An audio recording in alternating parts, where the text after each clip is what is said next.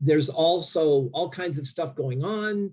And this is my opportunity to remind everyone who's here that we are all coming to you from our homes or someplace like a home. So you may hear various sounds, and we appreciate your patience with that. It is likely that my dog will bark at some point. Maybe your dog will bark too, and then we can have a chorus.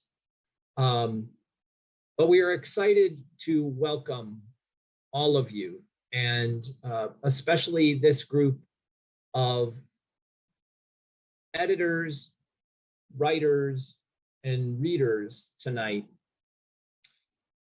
for this really special event representing RCC, Cal State San Bernardino Palm Desert, and LaSierra University, and 3 separate journals plus RCC Umoja, RCC MUSE, Concrete Desert Review from Cal State, and the Roadrunner Review. So that being said, I think I'll go ahead and take this opportunity to start the proceedings. I want to say, does anyone have a question? But really what I want to know is, Andrea, are you there and okay? And if I am here. I wasn't sure if you had muted me, so I didn't want to unmute it. It's totally fine. Yes, we have a little bit of a mute in the Zoom, except for those people who are going to be reading. So welcome. Okay. Welcome. Thank you very much. I'm happy to be here. Welcome, welcome, welcome. And we will look forward to hearing from you. Essentially, well, I guess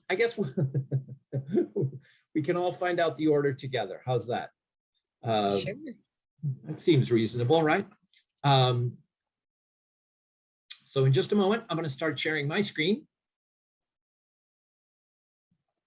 I'm going to set up for all of our lovely reader peoples. Here we go. And Andrea, it's okay that we're doing this sort of, we're organizing live. I'm okay with it. As I've said before, I kind of enjoy peeling back the curtain here, but you can just let me know which of the poems you'll do in which order. And then okay. I will navigate to those. I'm going to be bringing up on the screen what each person is going to be reading. And okay. I say, let's get started. What do you think? Sure. Breanna, you ready? All right, so I'm going to start by introducing our first reader. Our first reader is a nursing student from RCC who's planning on transferring this fall to Azusa Pacific. Breanna Brown will be reading passages from Octavia Butler's Parable of the Sower. Welcome, Breanna.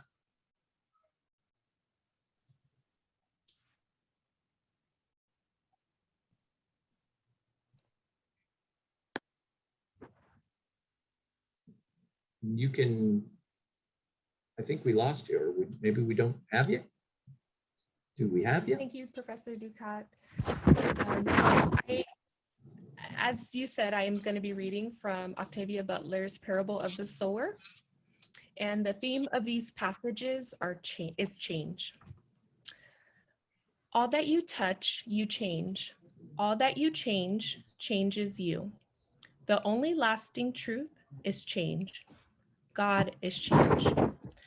When apparent stability disintegrates, as it must, God is change. Any change may bear seeds of benefit. Seek them out. Any change may bear seeds of harm. Beware. God is infinitely malleable. God is change. We are earth's seat, the life that perceives itself changing. Kindness eases change. God is neither good nor evil, neither loving nor hating. God is kind. God is change. We must find the rest of what we need within ourselves, in one another, in our destiny. Your teachers are all around you. All that you perceive, all that you experience, all that is given to you or taken away from you.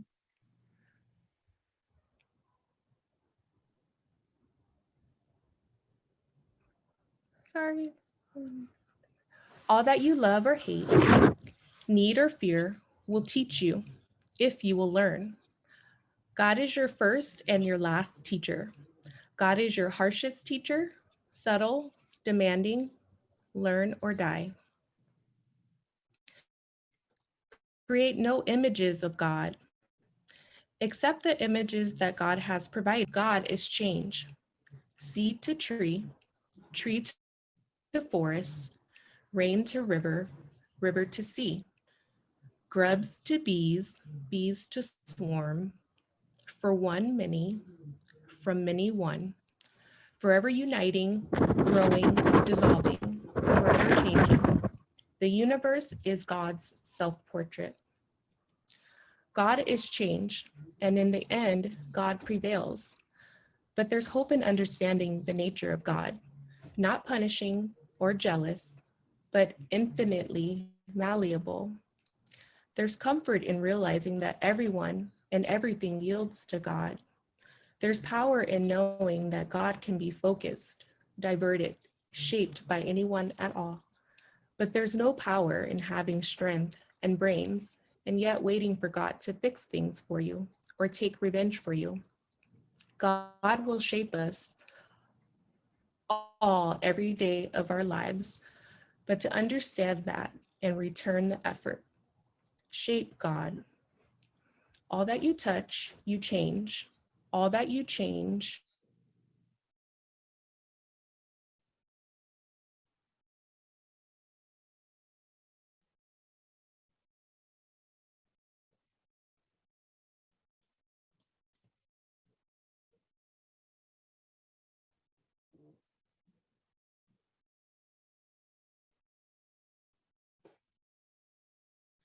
So I'm going to bring us back.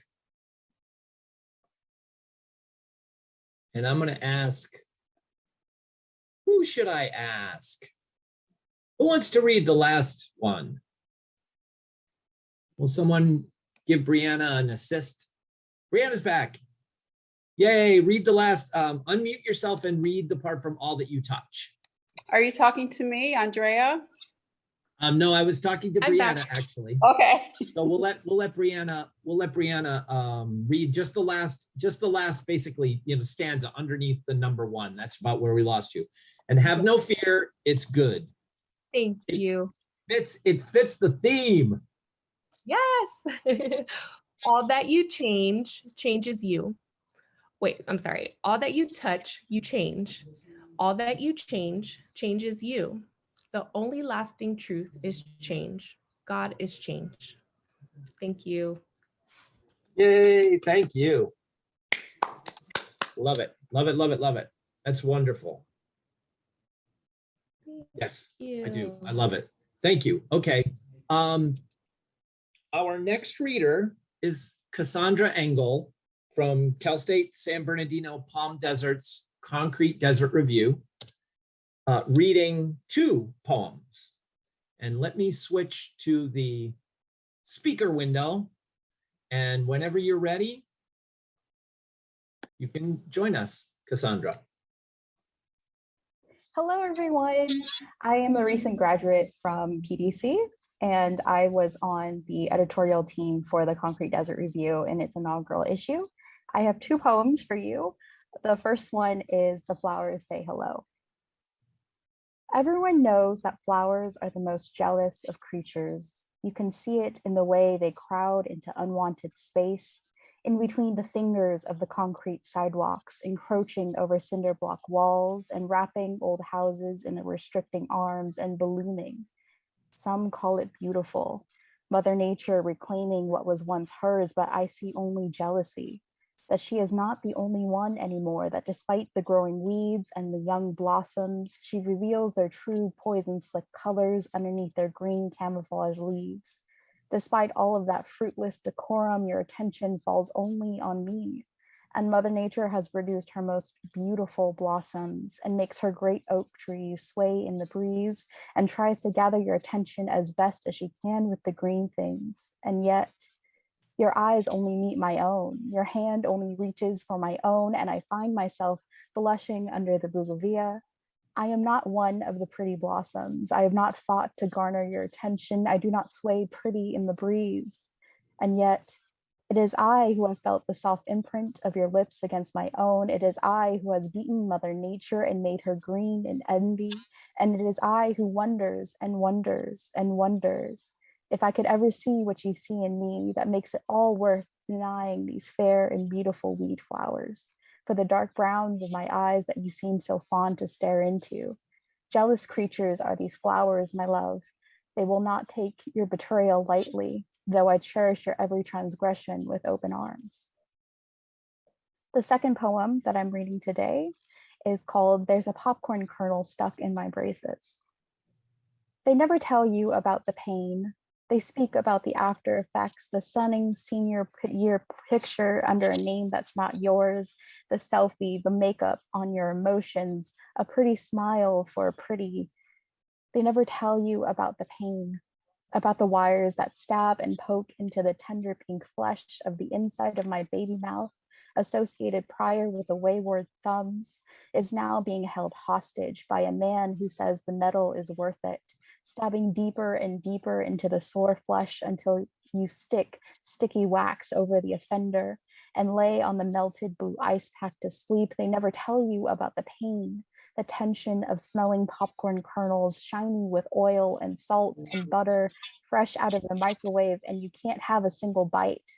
It belongs on the list of 80 different foods that you can no longer even think about eating. No childhood summer dog days of bubblegum and saltwater taffy on beach bleach pier pillars. No things that go crunch, smack, bite, satisfaction of canines going feral. No popcorn, no popcorn. No matter how long your sister licks her oil fingers clean and the smell bleeds into the cracked leather couch, you stick another piece of wax around the wire. They never tell you about the pain of a metal frame smile. There is no one to tell you that you were beautiful in your chrysalis form. They cared too much about the butterfly effect, butter, oil, salt. No. You hide your smile around tender closed lips so often that they ask what's wrong when you're the only one not smiling in a group of future backstabbers, and you can't explain that you were happy the entire time. Or at least you trick yourself into thinking you were, just like you think you can trick the pain away with just a little bit of wax. They never tell you about the pain, that faint metallic taste in your mouth as metal grinds against metal, moving the white monolith into the position that they care not to be in. It's tender pain, soaring pain, can't sleep in the middle of the night pain because you woke up and you found yourself licking and nomming on the popcorn ceiling, saying that you could still smell the oil. That kind of pain, never, never. But they will tell you how beautiful that smile is. Oh, so beautiful. Thank you, everyone. And I would like to extend this thank you to the Muse team for this invitation. Thank you. That was wonderful. Yes, that was really awesome. Great job. Thank you. Thank you, Kassandra. Okay, our next reader is from RCC Umoja. She's Aminata Mansaray, and she'll be reading a piece of memoir, a story from her life. Welcome, Aminata Mansaray. Thank you. Hello.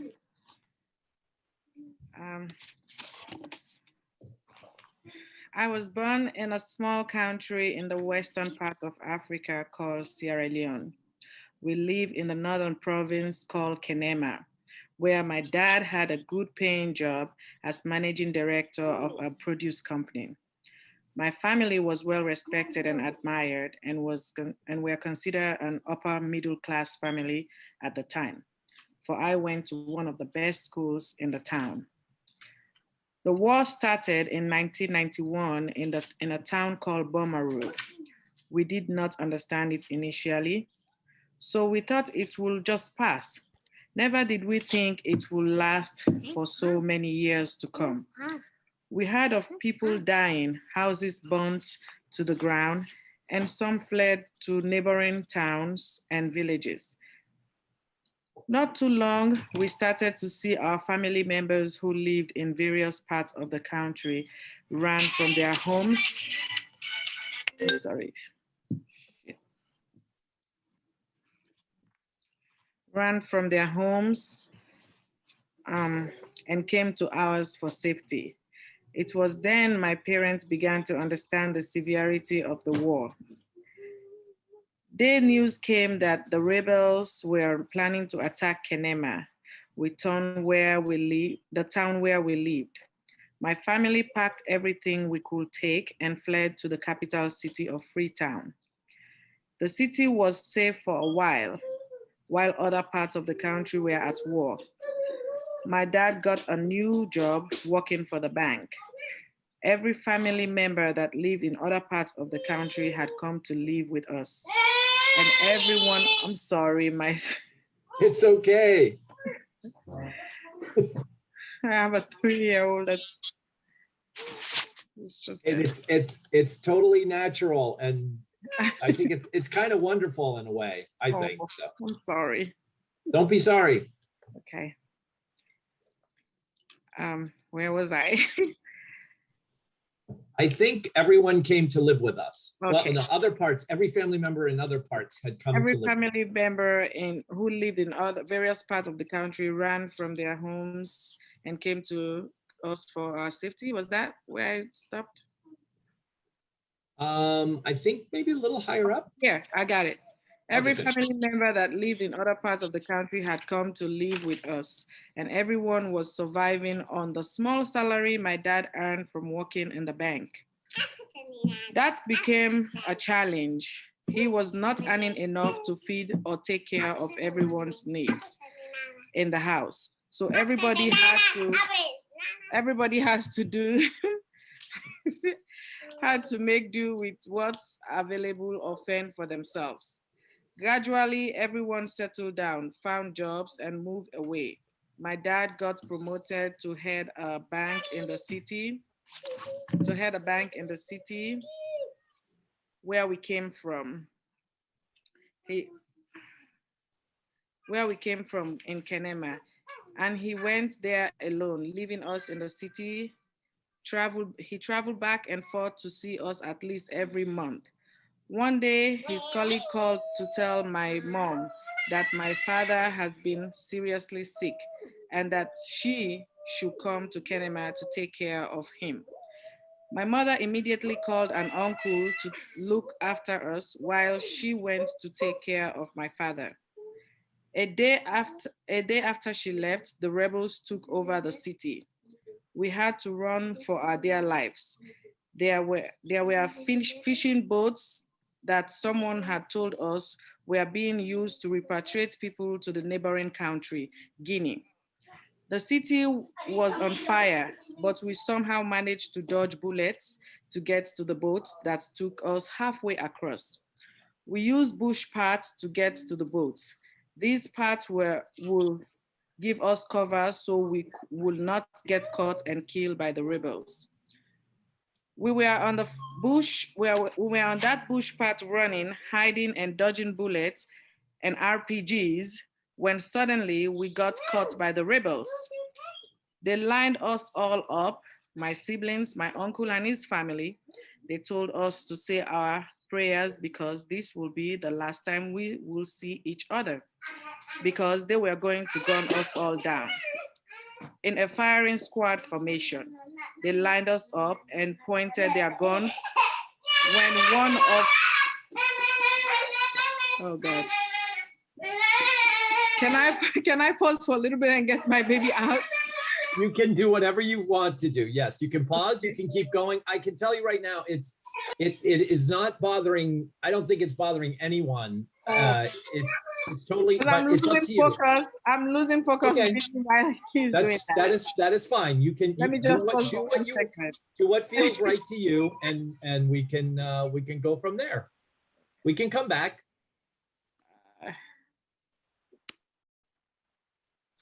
Okay, so I'm going to take this opportunity to take a pause. We're all going to pause. I think there's something beautiful about that juxtaposition of danger to life, and there's something really meaningful. It's making me a little emotional. All right. Andrea, would you be okay if we went and maybe read a poem and then came back? Would that be okay? Sure. Okay, pick I'd one. love Which to. one? Which one? I'm Which not, one? you know, I'm not able to engage my video. You want? Oh, that's do you okay. Do you I'm have it back. locked? Do I Hello. have? Are you back? Yes. Oh, okay. Okay. Wait. Aminata's back. Yay. Okay. I'm sorry, guys. No. Don't be sorry. Seriously, don't be sorry. Thank you, Andrea. We were just going to go do a poem and wait and reconvene, but we're fine. As I said to everyone else, it's a beautiful thing to see the life that contrasts with death, right? Or possible death. It's beautiful. So thank you for sharing. Okay. So I will just continue from where I stopped. Yes. Okay. We were on that bush path, running, hiding, dodging bullets and RPGs, when suddenly we got caught by the rebels. They lined us all up, my siblings, my uncle, and his family. They told us to say our prayers because this will be the last time we see each other, because they were going to gun us all down in a firing squad formation. They lined us up and pointed their guns when one of the rebels decided to ask my uncle his name. He told him, "My name is Kalilu Jabi." The rebels were shocked and asked him again, "Are you related to a man called Almami Jabi that live in Kenema, that works at NAPCO?" My uncle said, "Yes, he is my elder brother. These are his children," pointing at us. As they were talking, I saw my life flash before me. I prayed to God to get me into heaven because this was it. So the rebels then asked, "What? Is this little Aminata?" Then he proceeded to call our names, me and my siblings. He then told his squaddies to please let us go. He said, "It is because of their father that I can read and write." Apparently, my father had taken him under his wing when he lost his parents and became homeless. My father sheltered him, fed him, and paid his school fees. So he felt that one good deed deserves another. Therefore, he will let us leave. He escorted us up to where the rebel line was and asked us to say hello to our parents. That is how we escaped death. When people saw us, they could not believe that we survived that path, because anybody who dared to pass through that area will not come out alive. It was all rebel territory. That is why I always do good to people I don't know. It doesn't matter what color or race they are. I will take the clothes off my back and give to them, because you never know what will happen in the future. That's all. Thank you very much. Great job, Aminata. Thank you. That was wonderful, wonderful, wonderful, wonderful. Yeah. Okay, I got it. Now I got to compose myself. Oof, woo. I'm not even kidding. Beautiful ending. Yes, it's beautiful. So Andrea, just tell me which poem I've got. What if God is a metaphor? I've got Rain On, and I've got In All Sacred Words. I can start in the exact order that you just named them. Perfect. Okay. Let me introduce you. Andrea Juck is from, am I pronouncing your last name correctly? No, it's Josh? Juke. It's Juke. Okay. Third time is a charm. Andrea Juck is from LaSierra's Roadrunner Review, and she'll be reading 3 poems from their latest issue. Here we go. This, I'm actually navigating to the website for the Roadrunner Review, and it's a really beautiful site, I just want to say. So It is. let's start here. Okay. What if God is a metaphor for longing? A song is trying to escape my throat, and I am holding my hands to my neck to stop it from escaping. It is funny how the thin line between death and escape can be. Like my father, I too want everything my hands are too small to hold. A crow calls me from my father's yard, telling me to sing, to fly, to reach for all the things I am meant to not have. I asked a friend why the idea of dying dances around on his tongue. He said, "No, I do not want to die. I want to be dead." And this little bit of paradox left me with some questions that my head was willing to hold. Somewhere within my bones, an odd song is blaring, and I do not know how to stop the song without damaging myself. Dear God, I did not ask to be a jukebox. Dear God, I did not ask for the song. My father said if ever the song gets too loud and start drowning me, I should close my eyes and pretend this too is one of God's mighty plans. If this too is one of God's mighty plans. Right now, I am closing my eyes. Right now, my eyes are tightly shut. Excellent. Thank you. You're welcome. I'm going to switch to the next poem. Okay. This one happens to be one of my favorites, actually. So I'll be reading Rain On. A tent to wake up unstartled and easy, a leaf in the river, your breath current pulling you into your parents' side, morning light softly filtered green through the tent's thin veil that allows moisture in along with the smell of the neighbor's coffee, pavement, the hiss and whisper of collapse with the laugh and screams of children. As the rest of the class races inside, you move against the current to embrace the ambiguity of a recess not yet canceled. In your eyes, everything is still possible. The sky cannot fall fast enough to trap your feet in place, so you are running before graduation can catch you. The roof, the shingles sing every time their fingers collide with the rain, a symphony washing over my skull and an ache for a love I'd never had. What yearning, the beauty of human hands waiting for downpour to return, to reassure it that the wind screams just like us, just as startled to see us pass, unable to be stopped. So keep going, come back to me, fall onto me as a buzz in my brain and melting amber evening light. Tell me you need me, you who never die.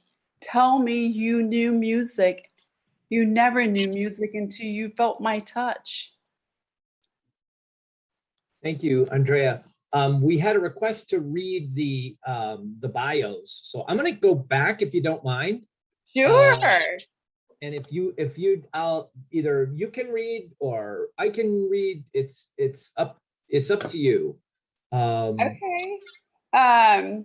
Sure, I can read it. Do you want me to start with this one? Yes, yeah. Well, and then we'll come back to the previous. So Okay. this was the first poem, which was called "What If God is a Metaphor for Longing" by Aminata Mansaray. Okay.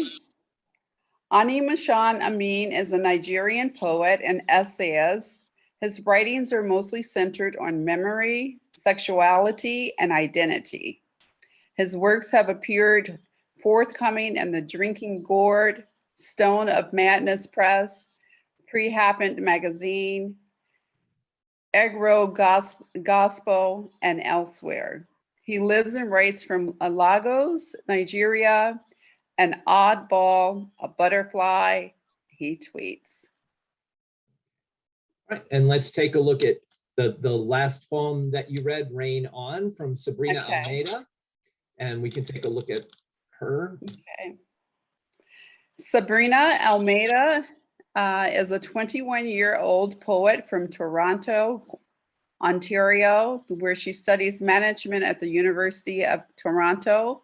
Her poetry is featured in publications such as Octavia Butler, the UC Review, and Wandering Autumn magazine, among others. You can find her on YouTube at Sabrina Almeida and on Instagram at sabrina.almeida.poetry. Excellent, thank you. And let's You're now welcome. let's the final piece by Tam Nguyen, In All Sacred Words. Okay. And all sacred words. And all sacred words I hear, a chance. When you say you are lucky to be here and not a miscarriage, meaning I had brothers and sisters before me, whose names I never get to know. But what I do know, we came out of the same womb and I was alive. You pray every night. I listen to all of it.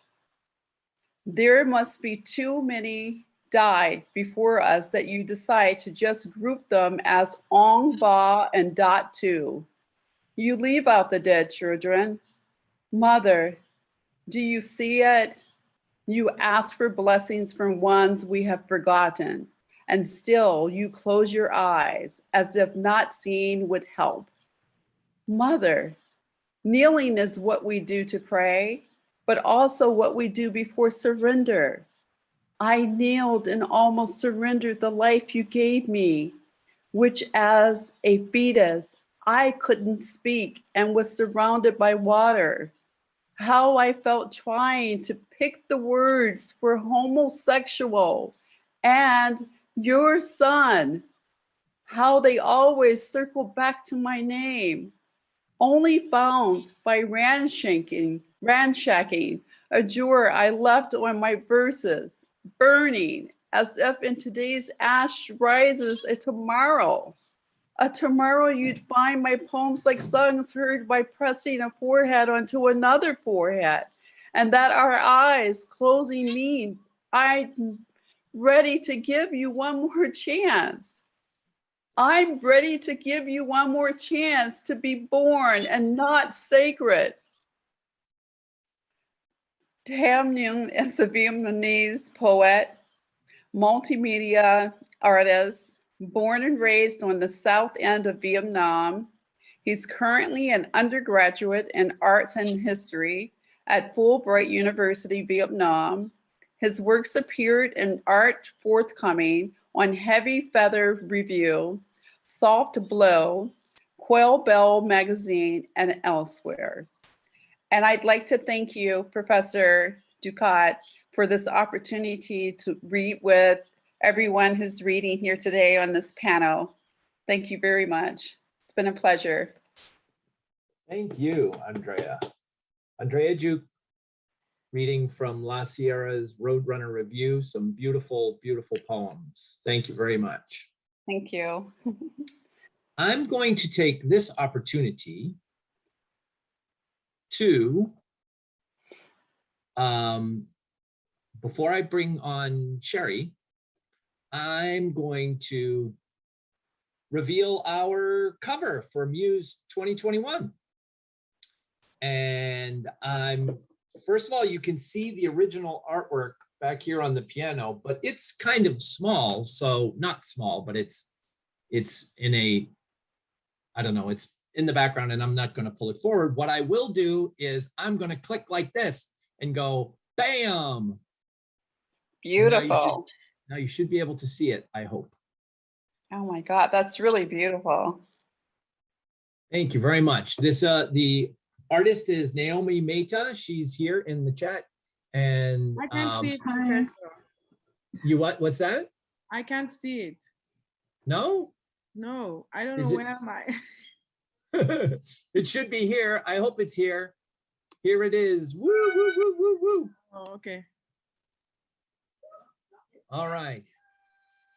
So yay. I hope you we'll be having a launch in 2 weeks on the 11th.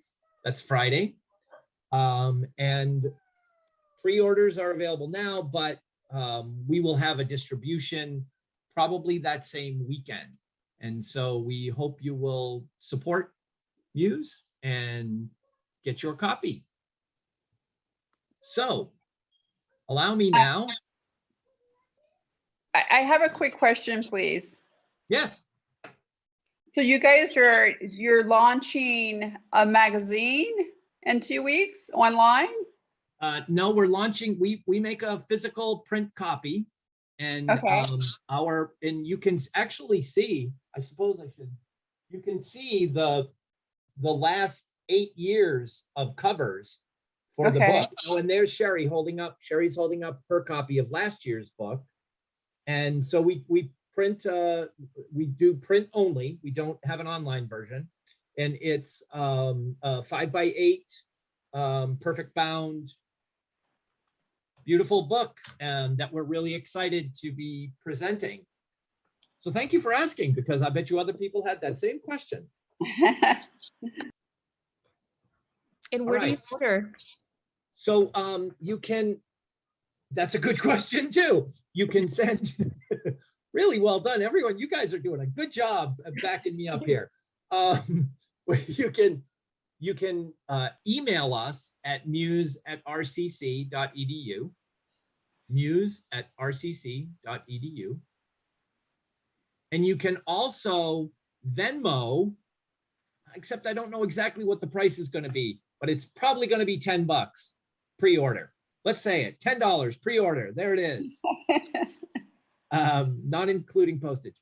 $10 pre-order. And if you go to Venmo at RCC Muse and just put in the memo, you put for Muse 2021, you can do that.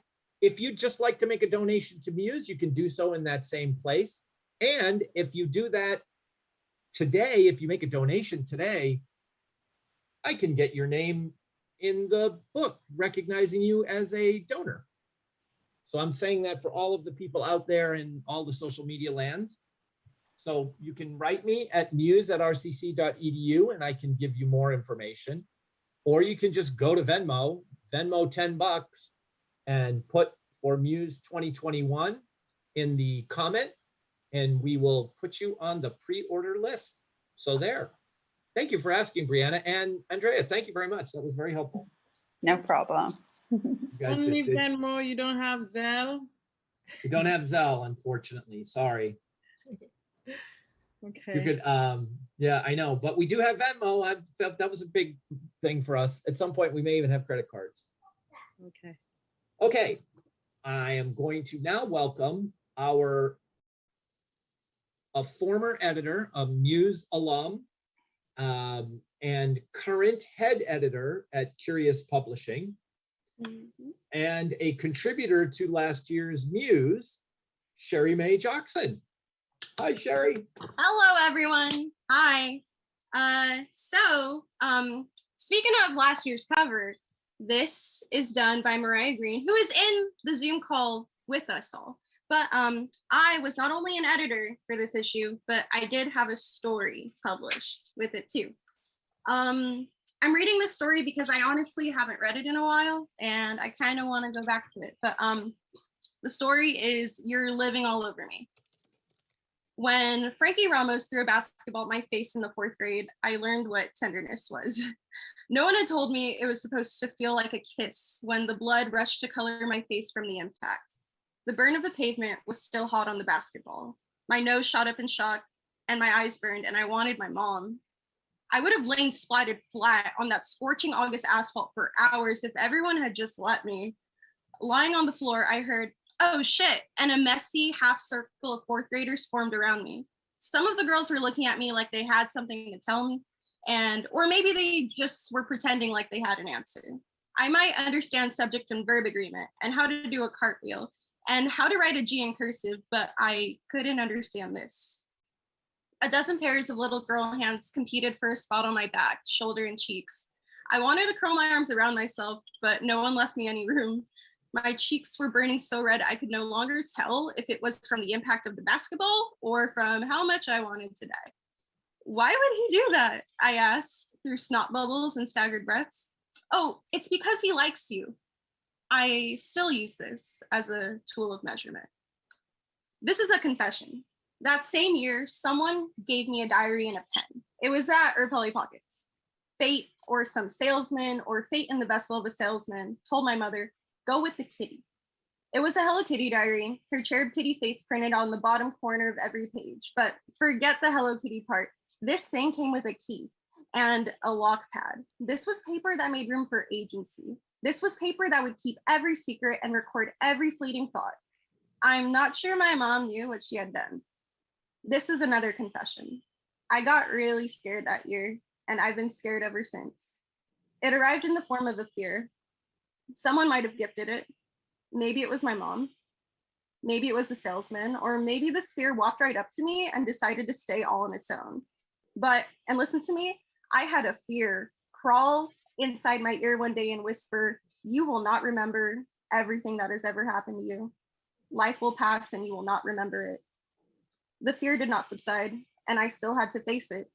Losing your memory is a side effect of being alive, and holding a pen to paper was the only way I ever learned how to fight. There's nothing as comforting as blackening pages with all of eternity staring you down. You become a writer this way.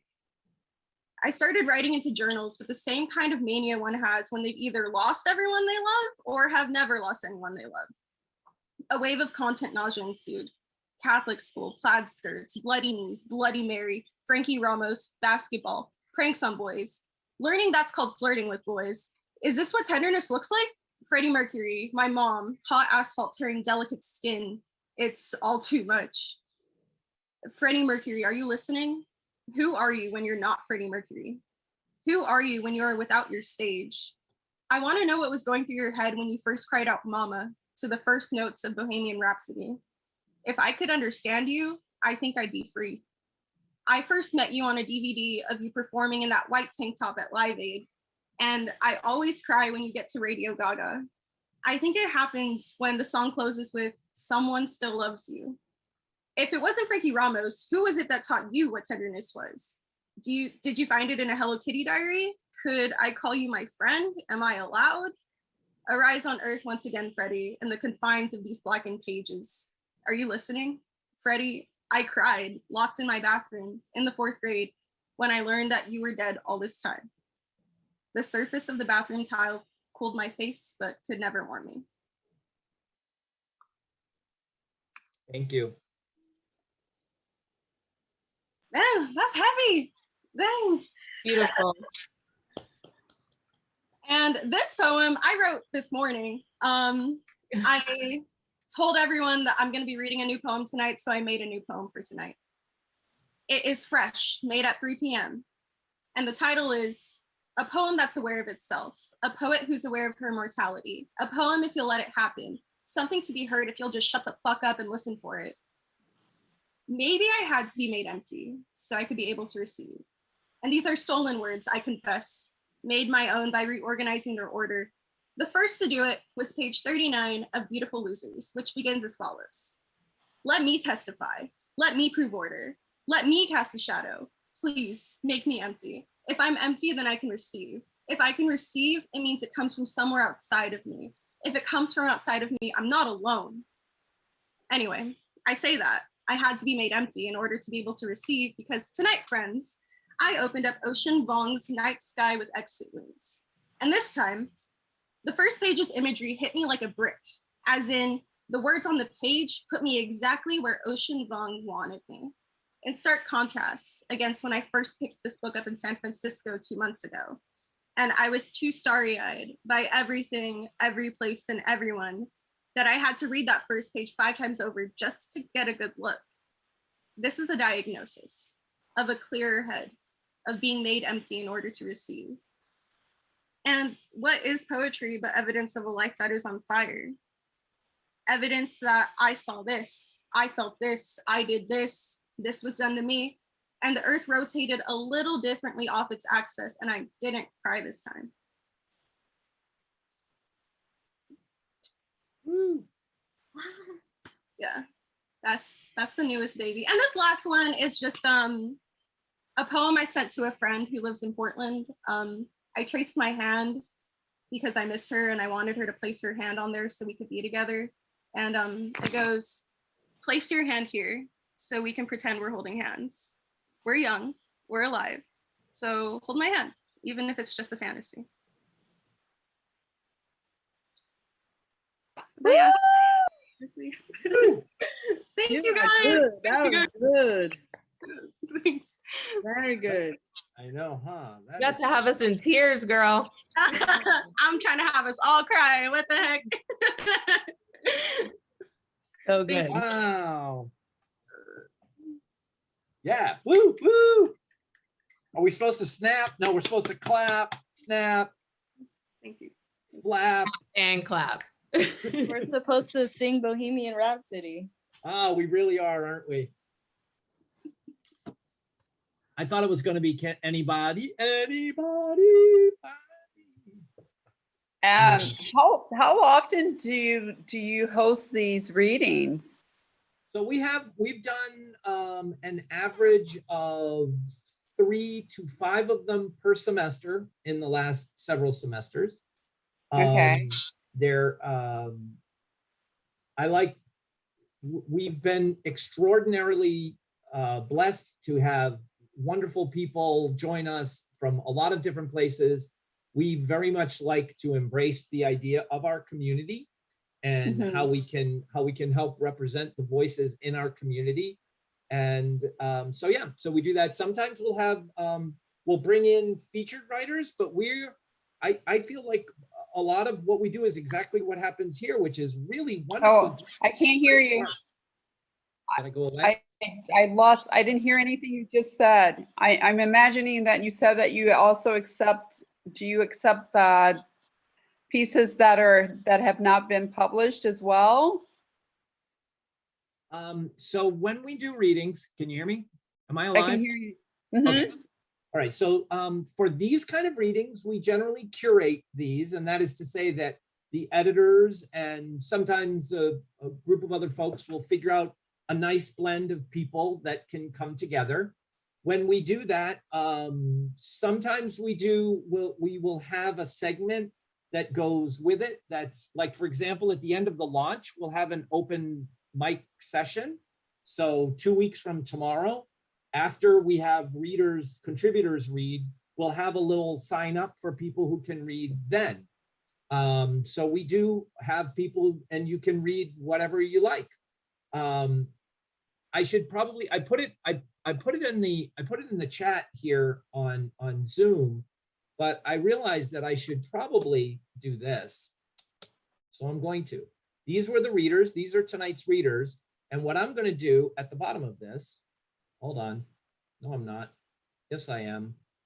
I'm going to open it so you can see it in Google Docs. At the end here, I'm going to do a couple of things. First of all, we're on IG at RCC MUSE. Whoops, I should spell that correctly. Wait, what? I love when things kind of, let me try, how about if I do that? I'll make a space. You can also Venmo us at the same thing, RCC MUSE, all together, by the way. I don't know why that made 2 separate spaces. You can look on IG for updated stuff. That's where we update most frequently. The only reason that tonight wasn't live on Instagram is because you can't get enough of these faces onto an Instagram feed. It's only 1 or 2 faces. So we left Instagram out, but we update frequently at Instagram. And June 11th, will be our launch. Okay. And you can pre-order for $10, either Muse at rcc.edu or Venmo. And I guess what I'm saying is if you don't have Venmo, you can email me and we can figure out another way for you to be able to do that. Okay. I'd Right. really like to be on your list for readers in the future because I have a lot of original pieces that I'd love to read.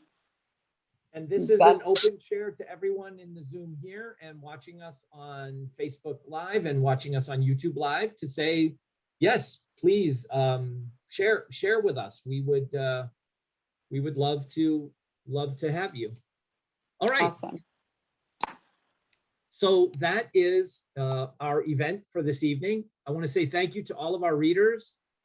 Breanna, Kassandra, Aminata, are you here? There you are.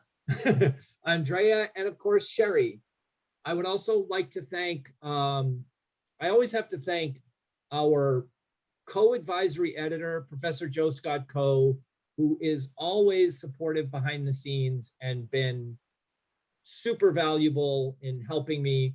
And for tonight's event, I need to thank Professor Star Taylor, who is the coordinator for Umoja and put us in touch with Breanna and Aminata. And we were so thankful to have you here. It was wonderful to have your voices and thank you very much. I really need to thank Professor Gina Hansen from Cal State San Bernardino as well. Oh wait, hold on. Let's give everybody a round of applause. Let's start back at Joe. Joe Scott Coe. Woo! Professor Star Taylor. Yes. Yes, I love her. Yes, thank you, Professor Taylor. And Professor Hansen, Gina Hansen, you all may not know her that well. Professor Hansen built the Concrete Desert Review. She made it happen. And it's a really great, wonderful thing. Check them out. They're on Facebook as well. Roadrunner Review is obviously online. Take a look for them. And thank you all. Thanks for coming. And Aminata, thank your kids for making that. I'm not even kidding. That connection of look at what comes, right? It's like the beauty and the joy of your life was produced in that moment. Yes. And I had warned them, like, please stay away. I'm about to do my presentation. Like, okay, you wait till you start, and then we'll come over there and start. It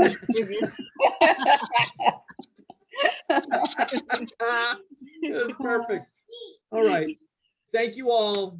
Thank you so much for having me. Have a nice evening. Thank you. And Bye. hope to see you again. Okay. All right. Bye. And